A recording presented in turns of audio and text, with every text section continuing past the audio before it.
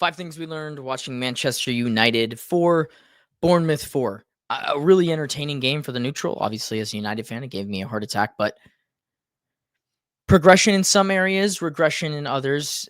Any game where you score 4 goals and you don't win is a little deflating, but I actually didn't hate this result in its entirety. Let's get into number 1, though. Let's get into lesson number 1. Bruno carries. I don't know how many times I have to relay this message to any United fan. Bruno Fernandes is one of the best things that's ever happened to this club. I don't know where we are without him. Every game is at least a 7 out of 10. Everything that this team does is dictated by Bruno Fernandes. And any given moment, any given game, he can produce magic. That free kick was magic. And I don't think he gets enough credit for what he does, the adaptation that he's been told to do, what he does as a human being and as a player, as the captain of Manchester United. That's a weight that most people can't bear. He bears it better than anybody else. And I think that if United don't have him, I go back to the question of where could they be? You spend $100 million on Baleba, where are you at this season? Probably not in a good spot. So shout out to Bruno. He's past second. So now he's in second for the most goals and assists so far this season in the league. It's ridiculous. He's just a ridiculous talisman for Manchester United, and I wanted to give him his credit. Lesson number 2. It's Manu's time to shine. I think with AFCON coming, we've all kind of seen this going on, and I don't think it's a correlation that Amorim's going to a 4-3-3 or 4-2-3-1 to figure out if Manu can do this. And I think that he absolutely can. We all know the talent that he's got. He needs time to play and he needs minutes to play. And I thought that in this game in particular, he did shine going forward. Defensive parts of the game, he wasn't great in.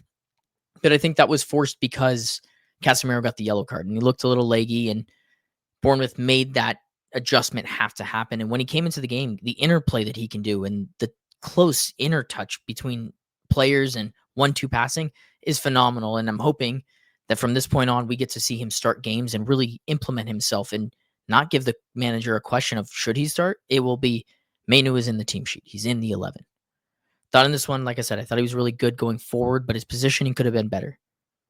Not to say that he was at fault for any of the goals, but he was playing the defensive role, and he's not really that defensive player. So it's about Amorim and him coming together, meeting at the mines, and pushing forward. Also, side tangent, his brother's a moron. Totally threw him under the bus for no reason. He's been an ultimate professional, and he just wanted some clout. It's disappointing. Lesson 3. Layman's in the clutch. Look, this is what United signed him for. United probably should have lost that game in the last 90. He made 2 crucial saves. I guarantee you we lose that match if it's Onana or it's Bayindir in net. Thought he was fantastic today in that regard. He might make a couple of errors. He's a young keeper. The free kick, he didn't see it. He should have seen it. But when it mattered, he made the big saves, and that's what he was proving at his last club, and now he's proving here. It's not a question of why United have played better since he's come into the side. They have won more games. They have picked up points in more games than they have lost with him in the team. And I'm a big fan of him. I think that he's got great potential to grow, and I'm hoping that he's confident because it looks like he's playing with confidence. So that's my lesson number 3. Learning into lesson number 4, it was the big talking point before the match was the 4-3-3 or the 4-2-3-1 or whatever you want to call it. But ultimately, I'm seeing tactical flexibility from Amorim, and he has said multiple times that he needs to change. Not that the team needs to change, but he needs to change. And in a game where you score 4 goals, you should never draw. You should never drop points. And I thought it came down to individual errors today, and I didn't think that it came down to his formation or his tactics. Because he brought Manu on, and they played a 4-2-1-3. They played a 4-2-4 at times. The formation is not the issue. It's the individual errors and the timely mistakes. What I will get on him about is they cannot seem to tactically see out matches, which is going to be his biggest evolution if he's going to stay as the Manchester United manager. You can't concede goals. United can't be under pressure to lose the Old Trafford record. That stuff matters to this club, and he's just got to be a little bit better with the media too, but I thought today he was fine. And overarching, tactically, he has been more flexible this year, and he's done a lot more, and I know that everyone wants to harp on the 3-back or the 5-back, however you see it. I just think that he's figuring it out. He's a new coach. I'm seeing this as a new page. I think if we're looking at the standings, looking at the table, he's picked up, let me do the math in my head, 12 matches out of the 16, he's picked up points. Last year, we wouldn't have been in that spot. We're in 6th. We're in puncher's chance of Champions League as it currently states. Where we'll really know what Amorim's got is this upcoming AFCON period. And I have AFCON beware.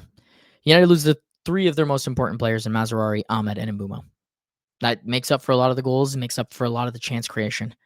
I think that Amorim knows that. I think he knows that he's going to have to play in a 4-back at least at some point. He might start with a 3-back, 5-back and try to see matches out until he can kind of get back to an easier run of games, because after the Newcastle and Villa games, it gets a little better in terms of the teams that they're playing. It's all relegation-ish teams.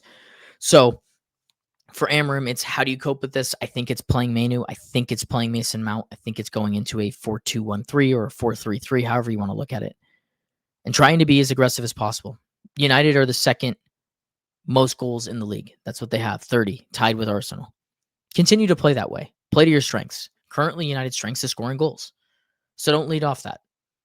Don't try to play too defensive, because that'll set you in the wrong direction. I'd rather lose or draw gung-ho than win or draw or lose playing reserved. That's not the United way. It's just not. And I hope that he knows that. But it's still AFCON beware, because if you lose these 2 guys in particular, yikes, things get very dangerous very quickly. But those are the 5 things that I learned. If you want to hear more analysis on the game itself and how I tactically think that United should line up, go check out the podcast that's going to drop today on Clash of Clubs. That's episode 76.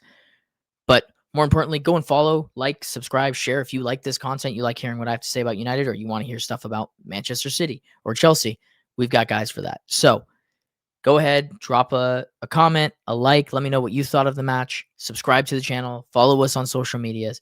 We got everything. And we're doing it all for you guys. So appreciate your time listening to this one. And I will see you guys in the next one. Peace.